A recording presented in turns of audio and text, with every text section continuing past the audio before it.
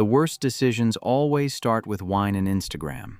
Zuri sat on her apartment floor at 10:47 p.m., back against the couch, phone glowing in her face. The bottle of Mikado was half empty, her bonnet was crooked, and there he was, Malik, her ex. The man who said, "I'm not ready for marriage" 6 months ago through a voice note, like she was some Uber Eats driver getting cancellation instructions. But now he was on one knee in front of the Beltline at sunset, holding a ring, smiling at a girl Zuri always knew he was texting. The caption read, "She said yes. My forever starts now." Zuri's chest felt tight. Her throat burned. She scrolled through the comments. Hearts, congratulations, people calling them cute. Nobody remembered her. Nobody knew she existed. Her phone buzzed. Tiana, tell me you're not looking at his page right now. Zuri didn't reply. Tiana, Zuri, stop crying over that man. He's dust. Zuri, he told me he wasn't ready. Tiana, he wasn't ready for you, and that's his loss. Now get up, put on something sexy, and remind yourself you're still that girl. Zuri laughed, but it came out bitter. Still that girl? She didn't feel like that girl. She felt like the practice round, the almost wife, the one men left when they were ready to get serious with someone else. But Tiana kept texting. Tiana, I'm serious. Send me a photo right now. Prove you're alive.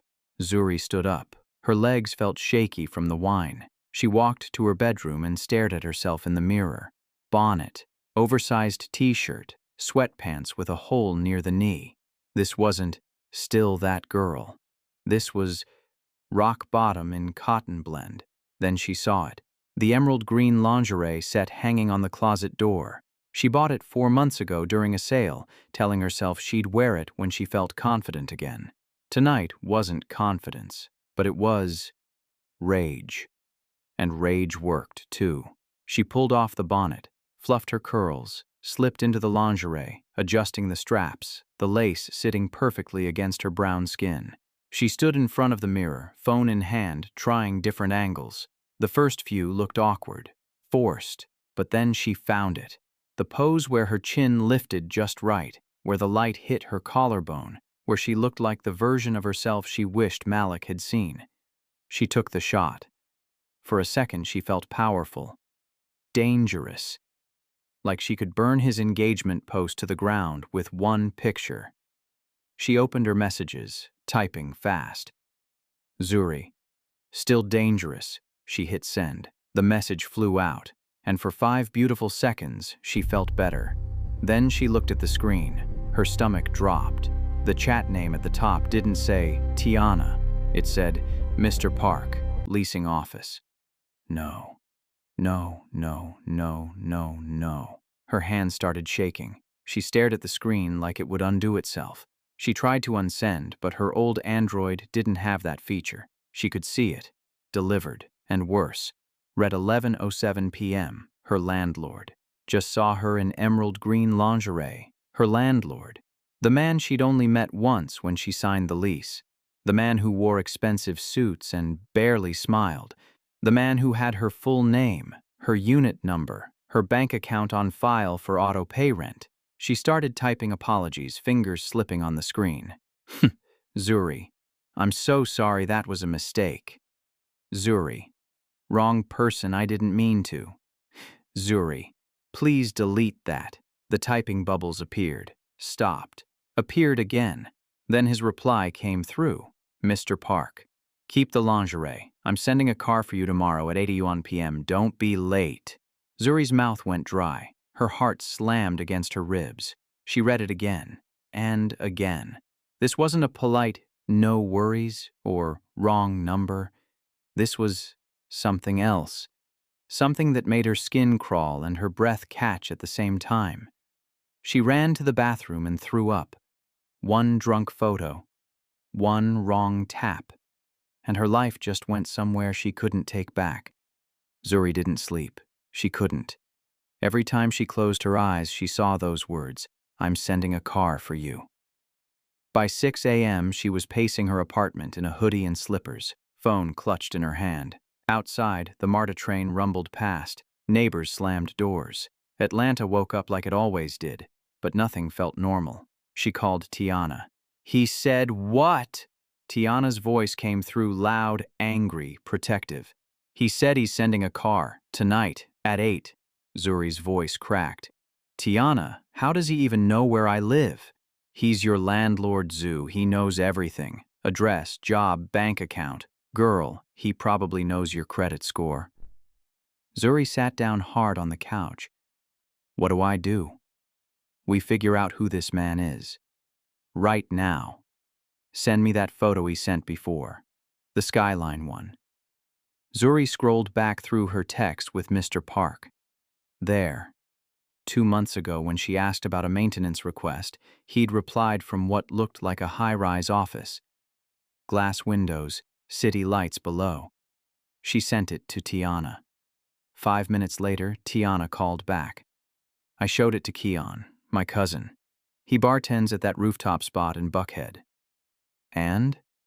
"He knows the building. Skyline 32, top floors." Tiana paused. "Zu, he also knows the man." Zuri's stomach twisted. "What did he say?" "His name is Ryu Minjae, Korean, mid-30s. Owns half the buildings on that block. But that's not the bad part." "There's a bad part." "Keon says people don't talk about him out loud. He owns clubs on Cheshire Bridge. Does debt collection that doesn't go through courts. There's rumors about," Tiana hesitated, "about him being connected. Like organized crime connected." The room tilted. Zuri felt cold. "You're saying my landlord is MAFIA?" "I'm saying people are scared of him. Keon said tenants don't get evicted from his buildings. They just leave. Quietly." Zuri's hands were shaking now. She thought about blocking his number. Disappearing. But where? He knew her car, her job. Her mother's address in Baltimore was on the emergency contact form. "Maybe I should just ignore it," Zuri whispered. "He can't actually make me—" A knock, hard, precise. 3 times. Zuri froze. "What was that?" Tiana asked. "Someone's at my door. Don't open it." Zuri tiptoed to the peephole, phone pressed to her ear. She looked through. A man stood in the hallway, tall, charcoal suit, sunglasses indoors. His face was calm, professional. Behind him, another man in black leaned against the wall, arms crossed. The man in the suit knocked again. "Ms. Lawson." His voice was smooth, polite, but it cut through the door like a blade. "My name is Han Ji-soo. I work for Mr. Park. We need to talk about your lease." Zuri's breath stopped. "There's been a misunderstanding about your rent status," Jisoo continued. "Mr. Park is waiting downstairs in the car. He doesn't like being ignored." Tiana was hissing through the phone. "Do not open that door." Jisoo knocked one more time, softer, almost gentle. "Ms. Lawson, we can do this the easy way. You come down, have a conversation, clear things up, or we can wait here, all day if we need to." Zuri looked through the peephole again. The man in black hadn't moved. Jisoo adjusted his cufflinks like he had all the time in the world. Her lease, her rent, her name on file. She couldn't run from a man who already owned the building. Jisoo's voice came again, quieter now. "He just wants to talk. 5 minutes, that's all." Zuri stood there, chain still on the door, heart hammering, every instinct screaming at her to choose. But both choices felt like traps. Stay inside and wait for the door to open anyway, or walk out and face whatever was waiting in that car. Zuri made her choice. She couldn't hide in her apartment forever. Not from a man who knew where she slept. She cracked the door open, chain still on. Jisoo stood perfectly still, hands folded in front of him. Up close, he looked even more put together. Sharp jawline, not a wrinkle in his suit, the kind of calm that came from never being afraid. "I'll come down," Zuri said, voice steadier than she felt. But my friend is on the phone. She knows where I am. Jisoo nodded once. Of course. She threw on jeans, a t-shirt, sneakers. Her phone stayed in her pocket, recording, Tiana still on the line whispering prayers and threats in equal measure. The elevator ride down felt like falling. Jisoo didn't speak, didn't look at her, just stood there like a statue in expensive fabric. When the doors opened to the lobby, Zuri noticed something wrong. The leasing office blinds were closed, the front desk was empty. It was 9 a.m. on a Tuesday, and there was no one around. Outside, a black Mercedes idled at the curb. Tinted windows, engine purring. Jisoo opened the back door with a small bow. Ms. Lawson. Zuri hesitated. Every crime documentary she'd ever watched flashed through her mind. But she got in. The door closed behind her with a soft, final click. And there he was. Ryu Min-jae sat across from her in the E. Backseat, legs crossed, one arm draped along the window. He was younger than she expected. Maybe 34, 35. Black suit, white shirt open at the collar, a watch on his wrist that probably cost more than her car. His face was sharp, beautiful in a way that didn't feel safe. He didn't smile. The AC hummed. Outside, noise faded. Inside, the car felt like a different world. Leather, expensive cologne, the kind of quiet that came from soundproof doors. Ms. Lawson, he said. His voice was smooth, controlled. Thank you for joining me. I didn't have much of a choice. You always have a choice. He tilted his head slightly. You could have called the police, filed a complaint, told your friend to come with a baseball bat. Would any of that have stopped you? He smiled then. Barely. Just the corner of his mouth. No. Zuri's pulse hammered in her ears. She forced herself to meet his eyes. What do you want? I saw your photo last night. Her stomach dropped. I explained that. It was a mistake. Wrong person. I know. He leaned forward slightly, elbows on his knees. But I didn't delete it. The air felt too thick. Zuri tried to swallow. That's creepy. It is. He didn't deny it, didn't apologize. But I'm not here to pretend I'm something I'm not. Then what are you? A man who saw something in your eyes in that picture. Something desperate, something alive. His gaze didn't leave hers. You sent that photo to feel powerful again, didn't you? After your ex moved on. Zuri's chest tightened. How did he? I know about Malik, Min-jae continued, voice soft but cutting. I know he left you 6 months ago. I know you've been paying rent late because you're covering the apartment solo now. I know about the noise complaint you filed last month. I know what kind of coffee you buy at the corner store every morning. Her blood ran cold. You've been watching me? I'm your landlord. I pay attention. He sat back, fingers drumming once against his knee. Here's what I also know. The world already isn't fair to you. You work hard, you play by the rules, and men like Malik still leave. Rent still climbs. Life still crushes you. And you're different? Her voice shook with anger now. You're the good guy? No. His answer was immediate, honest. I'm not good, but I'm offering you something different. What? A ride in a nice car before you... What? Threaten me? Hurt me? I want to take you to dinner. Zuri blinked. What? Dinner. Tonight. A real restaurant. Your friend can track your location. You can leave any time. He leaned forward again, and this time his voice dropped, intimate, dangerous. I saw a woman who sent herself a dangerous photo just to feel alive.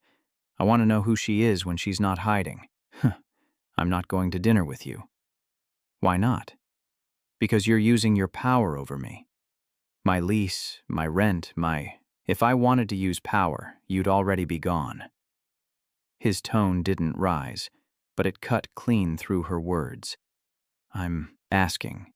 You can say no, but if you walk away now, you'll spend every day wondering what I would have said, what I would have offered, what kind of life you could have had if you weren't so afraid." Zuri stared at him. Her throat was tight. Her hands were shaking. And the most terrifying part? She wanted to say yes. "One dinner," she whispered.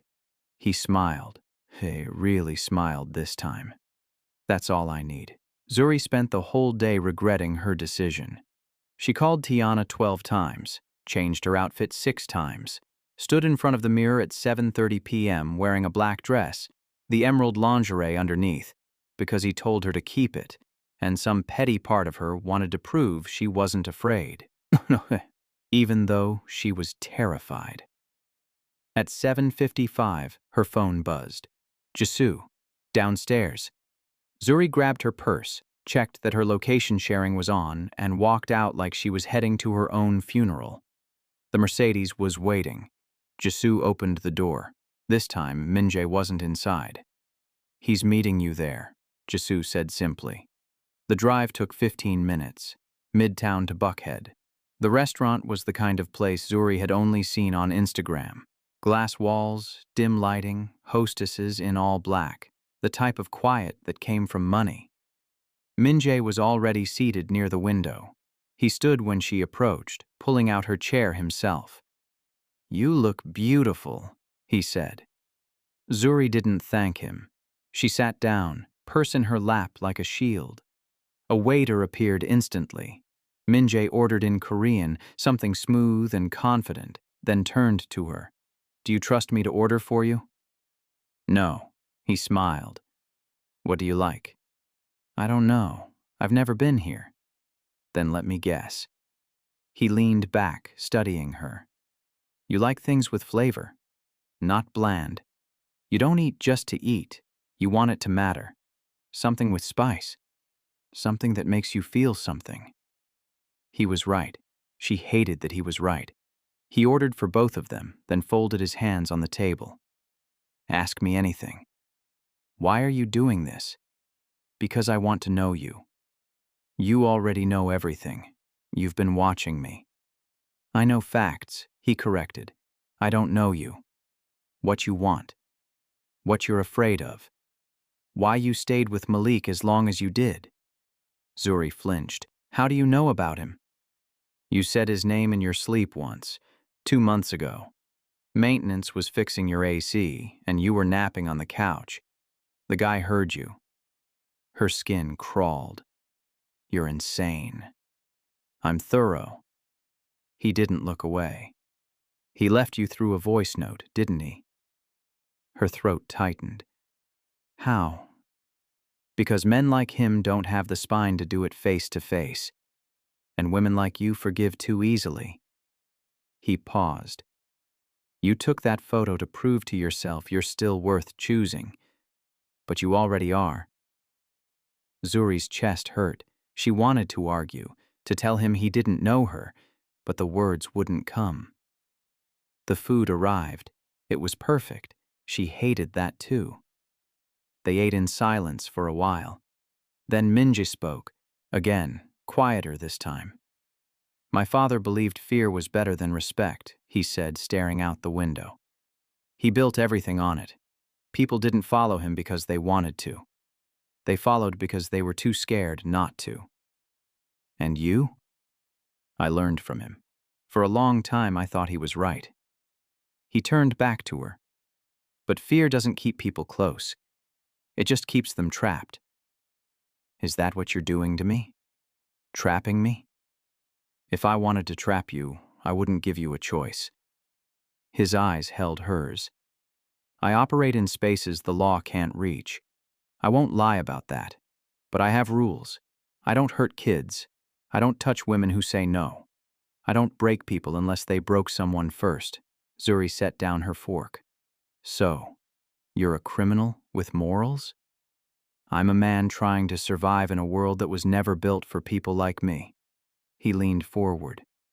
"My mother died when I was 12. Heart attack in a grocery store in Gwinnett County.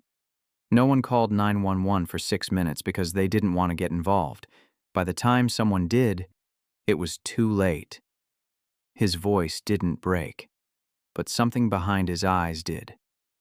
I learned that day that the world doesn't save you. You save yourself, or you die waiting. Zuri felt something crack open in her chest. She didn't want to feel sorry for him, didn't want to see him as anything but the man who cornered her in a car. But she did. "One real date," he said finally. "No threats, no games. If after that you don't feel safe, curious, or interested, I'll disappear. You'll only see me as your landlord on paper. Nothing more." Zuri stared at him across the table. The city glittered behind him. The food tasted expensive. And the most dangerous thing in the room wasn't his power. It was how badly she wanted to believe him. "One date," she whispered. He smiled, and she knew she was already in too deep.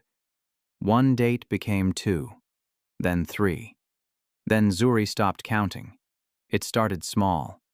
Coffee at a black-owned shop in West End where he remembered her order perfectly. Oat milk, latte, extra shot, no sugar. He showed up in a suit that probably cost 3 months of her rent and sat across from her like it was the most normal thing in the world. "Do you ever wear normal clothes?" she asked. "This is normal for me." "You look like you're about to close a business deal." "I am." He sipped his Americano. "With you." She rolled her eyes, but she smiled. The next date was Piedmont Park on a Sunday afternoon. He wore jeans, actual jeans, and a plain black t-shirt. It almost made him look regular. Almost.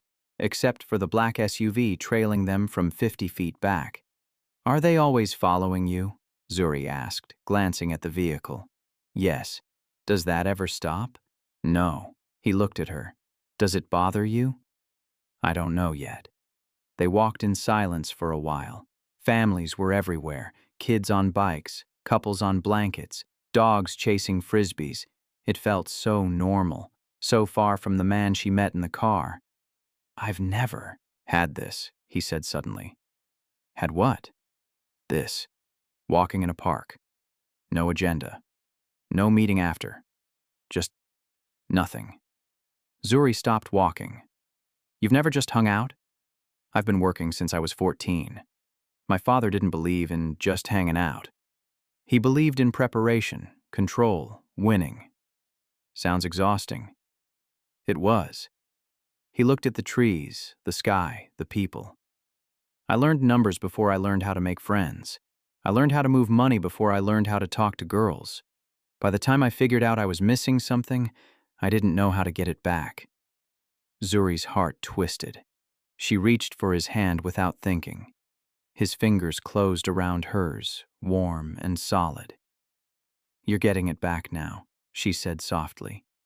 He looked at her like she'd just said something impossible. "Fundsum." The third date was late-night Waffle House. Zuri almost laughed when he suggested it. "You? Waffle House? You said you wanted normal." He shrugged. "This is as normal as Atlanta gets." They sat in a booth at 1 a.m., him in a suit, her in leggings and a hoodie. The waitress didn't even blink. She'd seen weirder. Minjae ordered a waffle, scrambled eggs and hash browns scattered, smothered, covered. Zuri stared. "You actually know the Waffle House language?" "I've lived here since I was 8. "Of course I do." They ate in comfortable silence until Minjae spoke again, quieter this time. "My father used to say love makes you weak, that caring about someone gives them power over you." He pushed his eggs around his plate. "I believed him for a long time. And now? Now I think he was just scared." Minja looked up. Scared that if he let anyone close, they'd see who he really was. And they'd leave. Zuri's throat tightened. "Is that why you're telling me all this? So I don't leave?" "I'm telling you because I want you to know who I am before you decide to stay." She didn't know what to say to that, so she just reached across the table and held his hand again. 2 weeks later, she saw the penthouse for the first time. Skyline 32. The view that started everything. Floor-to-ceiling windows. The city spread out like a glowing map.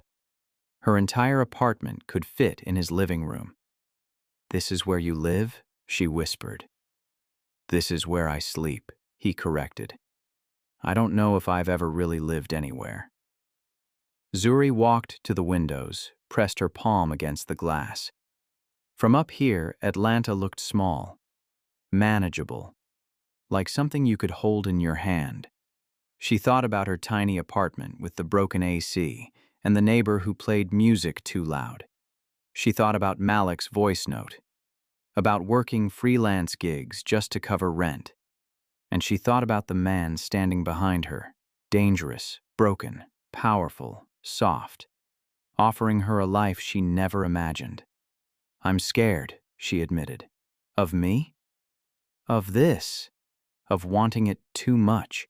Minjae stepped closer. His hand found her waist. "Then want it, and let me give it to you." She turned around, looked up at him, and realized she was already falling, and she didn't know how to stop. 3 weeks into whatever this was, Zuri's phone buzzed with a message from an unknown number. Unknown. Fancy new boyfriend. Dangerous hobby princess. Attached was a photo of her, walking alone to the parking deck after work, taken yesterday. Zuri stared at it, ice flooding her veins. She was in her work clothes, purse on her shoulder, completely unaware someone was watching. She deleted it, told herself it was spam, a wrong number. But the messages didn't stop. 2 days later, unknown. Ask him how many girls came before you. The next morning, unknown. He can't protect all of you. Then, unknown. Does he tell you what he did to get that view? Zuri started looking over her shoulder everywhere. At the grocery store, in the office, walking to her car. Every shadow felt like a threat. Every footstep behind her made her heart race. She told Tiana, who told her to tell Minjae. But Zuri hesitated. What if this was part of his world? What if getting close to him meant living with this forever? But when her car tires got slashed in the apartment parking lot, she couldn't hide it anymore. She called him, voice shaking. "Someone slashed my tires. I'm on my way." He arrived in 20 minutes with Jisoo. He looked at the tires, jaw tight, then took her phone and scrolled through the messages. His face didn't change, but his eyes went dark. "Forward these to me," he said quietly. "Who is it?" "Someone who wants to scare you away from me." He handed her phone back. "It won't work." "Minjae, maybe we should—" "No." His voice was firm. "You don't get punished for being with me. They do." He made calls in Korean, sharp and fast. Jisoo took photos of the tires. Within an hour, a tow truck came. By evening, her car was back with new tires, detailed, tank full. Zuri wanted to feel safe, but the messages kept coming. 1 week later, she was home alone, making tea in the kitchen. It was 9 p.m., quiet, normal. Then she heard the crash. Glass exploded inward. Zuri screamed, dropping her mug. It shattered on the floor. She spun around and saw it. A brick in the middle of her living room, surrounded by shards of window glass. Her hands shook as she picked it up. There was a note rubber-banded around it, handwritten in red marker. "Move out of his bed, or we move you out of the city." Zuri couldn't breathe. Her neighbors opened their doors, peeking out. Someone yelled about calling the cops, but Zuri just stood there, glass crunching under her bare feet, blood running cold. She called Minji. He didn't answer. She called again and again. Finally, Jisoo picked up. "He's in a meeting. What's wrong?" "Someone threw a brick through my window. Stay inside. Lock the door. We're coming." 10 minutes later, Minja walked through her door like a storm. His tie was loose. His face was calm, but his eyes burned. He surveyed the broken glass. "Fadi the eye." Brick, the note. He picked it up, read it once, then crumpled it in his fist. "Pack a bag," he said. "What?" "You're moving into the penthouse." Tonight. Min-jae, I can't just… You think I'm asking? His voice didn't rise, but it cut through her. Someone knows where you sleep. They broke your window while you were inside. Next time it's not a brick. I'm not running from some coward with a rock. This isn't about running. This is about you being alive tomorrow. He stepped closer, voice dropping. You can keep your pride and this broken window. Or you can come where I can actually protect you. Choose. Zuri looked around her apartment, the place she'd worked so hard to afford, the space that was supposed to be hers, but the shattered glass on the floor told a different story. She wasn't safe here anymore. I need 20 minutes, she whispered. Min-jae nodded once. I'll be in the car. Zuri started packing, hands shaking. Tiana on FaceTime crying and cursing every man alive. And as she folded clothes into a duffel bag, one thought echoed in her mind. She didn't choose him. Fear did. Moving into Skyline 32 felt like stepping into someone else's life. The penthouse was silent except for the hum of the city below. Zuri stood in the guest room Min-jae set up for her. California king bed, walk-in closet, bathroom with a rainfall shower, and felt completely out of place. Tiana helped her unpack, folding clothes while muttering about mob men and their manipulations. You don't have to stay here, Zu, Tiana said for the 10th time. You can stay with me. And put you in danger too? Zuri shook her head. No. So you're just gonna live here? With him? I don't have a choice. You always have a choice. But Zuri wasn't sure that was true anymore. The first few days were strange. Mornings, Min-jae made coffee. 2 cups, hers exactly how she liked it. They sat by the windows, the sunrise spilling gold across the floor, talking about nothing important. Work, weather, plans for the day. It felt almost normal. Almost. But then Min-jae's phone would buzz and he'd disappear for hours. Jisoo would arrive. Doors would close. Conversations happened in Korean, too fast for her to catch, and Zuri would sit in a penthouse bigger than any place she'd ever lived, feeling like a bird in a beautiful cage. At night, she'd hear him come back late. She'd hear his shower running, his door closing, and she'd lie awake, wondering what kind of man she was falling for. 1 week in, the message came. Zuri was working on her laptop at the dining table when her phone buzzed. Another unknown number. Another photo. This time of the building from the street, taken at night. Unknown. He can't watch every window. Her blood ran cold. She showed Min-jae immediately, his jaw set. He read it once, then kissed her forehead. Lock the door. Don't open it for anyone but Jisoo. Where are you going? To fix this. He left with Jisoo and 2 other men. The door closed, with a quiet click. Zuri sat alone in the massive penthouse, heart pounding, wondering what fix this actually meant. He came back at 2 a.m.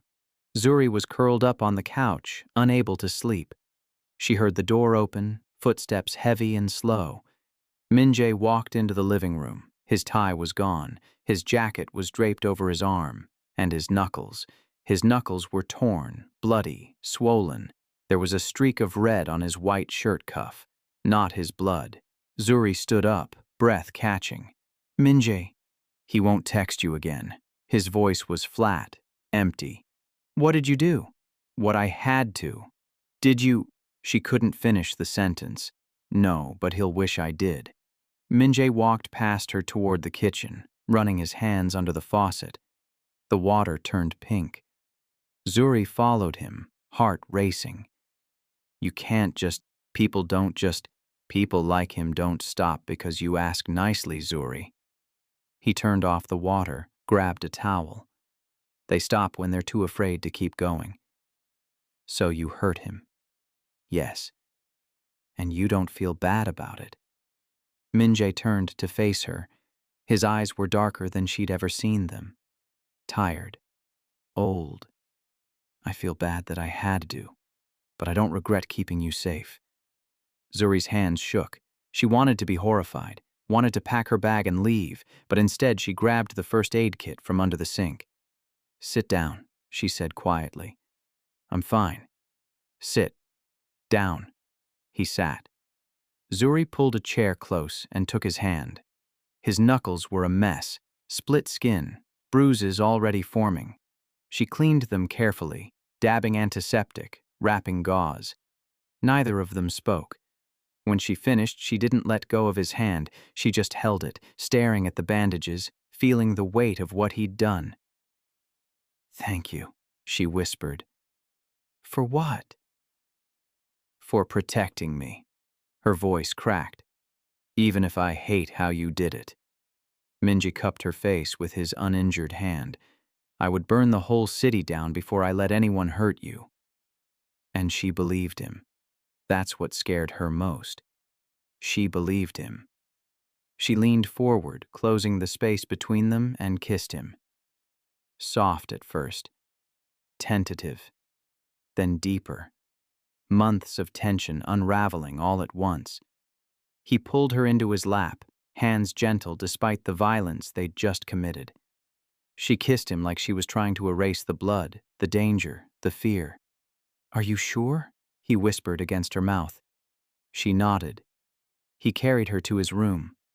The city glittered below them, and for the first time since the photo, since the car, since the broken window, Zuri made a choice that wasn't about fear. She chose him. Fully, knowing exactly who he was, and she didn't regret it. 2 months passed. Zuri and Minjae fell into a rhythm, mornings by the windows, nights tangled in his sheets, weekends where he tried to be normal and she tried to forget what normal used to mean. She picked up freelance design clients. He balanced board meetings and shadow deals. It wasn't perfect, but it was theirs. Then Malik texted. Malik, we need to talk. I heard things about the man you're with. I don't want you to get hurt. Zuri stared at the message. She hadn't heard from him in 8 months. Not since the engagement post. Not since the photo that started everything. She blocked the number. He texted from another one. Malik. Zuri, please. I'm worried about you. Just coffee. That's all. She showed Minjae. He read it once, handed the phone back. He's fishing. For what? Information. About me. About us. Minjae's jaw tightened. Block him. But Malik didn't stop. He showed up outside her office one afternoon, leaning against a car like he'd been waiting. Zoo, he called out. She froze. He looked the same. Clean-cut, button-down shirt, that apologetic smile he used to give when he knew he messed up. What are you doing here? She asked. I needed to see you. He pushed off the car. Can we talk? Just 5 minutes. Against every instinct, she agreed. They walked to a Starbucks, sat at a corner table.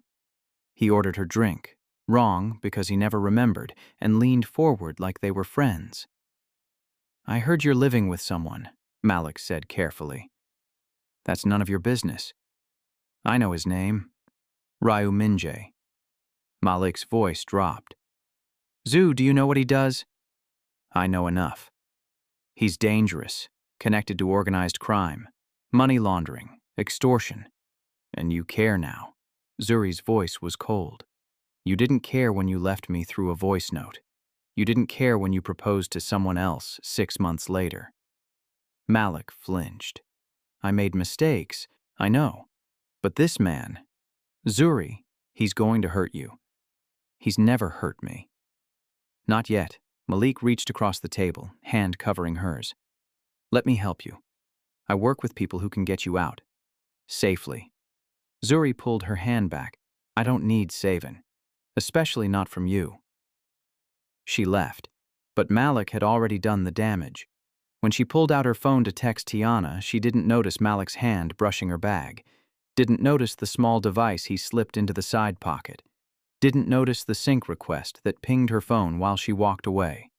3 weeks later, the raid happened. 6 a.m. Zuri was asleep in Minjae's bed when the pounding started, fists on the door, loud and relentless. FBI, open up! Minjae was already moving, pulling on pants, grabbing his phone. Stay here. But the door burst open. Agents in tactical gear flooded the penthouse, guns drawn, yelling, chaos. Zuri was dragged out of bed in a t-shirt and shorts, hands zip-tied, shoved into the hallway. She saw Minjae on his knees, hands behind his head, Jisoo pressed against the wall. "You're making a mistake," she screamed. No one listened. They threw her in the back of a black SUV, separated her from Minjae, drove her downtown. The interrogation room was cold, gray walls, metal table. 2 agents sat across from her, files spread out like weapons. "Ms. Lawson, do you know why you're here?" the woman asked. "No. You've been living with a man under federal investigation for racketeering, money laundering, and organized crime." Zuri's stomach dropped.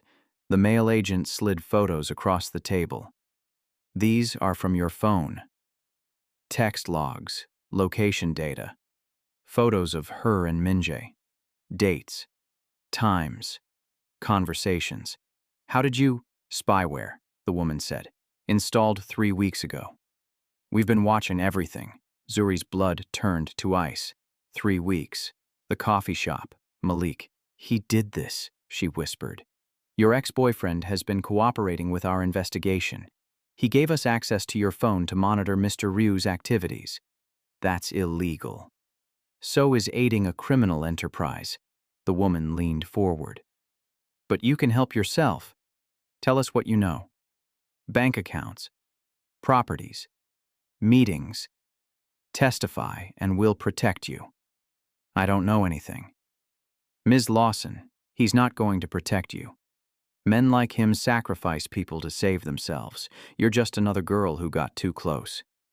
Zuri's hands shook, but her voice didn't. "I want a lawyer." "Think carefully." "I said I want a lawyer." They kept her for 6 hours, asked the same questions in different ways, showed her more photos, more data, trying to break her. But she didn't break. Finally, they let her go on some procedural technicality. No charges.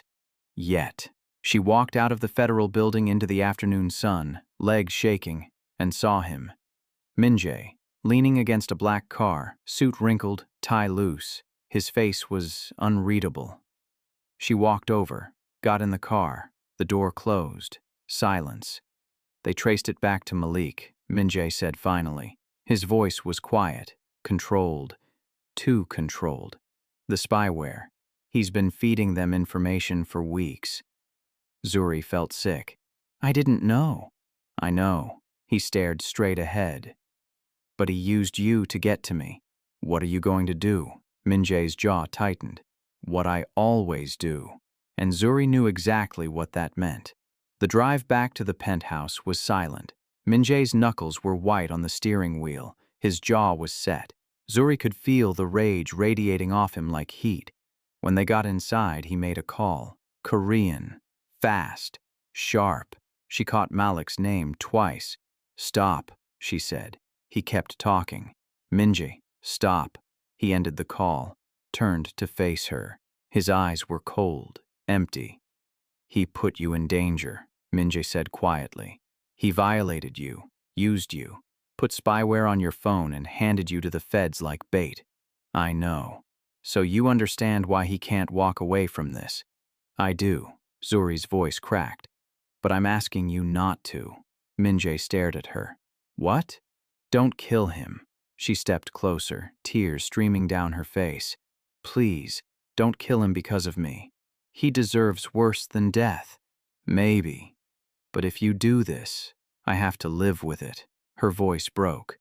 "I sent a drunk photo to the wrong number. I got into your car. I chose you. And if Malik dies because of those choices, that's blood on my hands. That's my body you're burying." Minjae's face cracked. "Just for a second." "I won't survive that," Zuri whispered, "knowing that my worst mistake got a man killed. Don't make me carry that. He tried to destroy you. Then let him destroy himself." She grabbed his hands. You told me once that fear doesn't keep people close, that your father was wrong. Prove it. Be the man I've seen, not the one everyone's afraid of. Silence stretched between them, heavy and fragile. Finally, Min-jae exhaled, pulled her into his chest, held her like she was the only thing keeping him human. Okay, he whispered. Okay. He didn't kill Malik. Instead, he gave the feds everything they needed. Proof that Malik illegally hacked her phone, planted spyware without consent, violated federal wiretapping laws. By the end of the week, Malik was under investigation himself, and Min-jae started dismantling his empire. Quietly, carefully, he sold the clubs, cut ties with dirty operations, moved money into legitimate investments, real estate, tech startups, clean businesses with clean books. It wasn't instant, it wasn't easy, but he did it. For her. They left Atlanta for Miami, oceanfront condo, warm nights, space to breathe. One evening they stood on the balcony, the ocean stretching out forever. Min-jae pulled her close, chin resting on her head. I need to ask you something, he said. What? Marry me. Zuri turned around, heart pounding. What? No ring, no speech, just a promise. He cupped her face. I can't give you a perfect life, but I can give you one where your safety isn't bought in blood, where the man you love chooses you over fear, every single day. Zuri's tears came fast. Yes. You sure? I've never been more sure of anything. He kissed her, soft, real, like a vow. 1 year later, Seattle. Zuri stood in her studio, surrounded by art, paintings blending Black and Korean culture, bold colors, stories of women who survived their own mistakes. The gallery opening was tomorrow. Her name was on the sign outside. Her designs were on the walls. Min-jae walked in, suit jacket over his shoulder, looking like the boring investor he'd become. No more shadow deals, no more blood on his cuffs. Just meetings, spreadsheets, and coming home to her every night. You ready for tomorrow? He asked. Nervous. Don't be. You're brilliant. She smiled, leaning into him. Still can't believe I'm married to the man I accidentally sent lingerie pics to. He laughed. Best mistake you ever made. Worst mistake, she corrected. That turned into the best thing. They stood there, wrapped in each other, the Seattle skyline glowing behind them. And Zuri thought about the woman she was a year ago. Drunk, heartbroken, rage texting in emerald lingerie. She thought about the wrong number that changed everything. The car, the threats, the blood, the choice. One petty photo, one dangerous man, one decision that could have destroyed her. But instead, it built the life she never knew she wanted.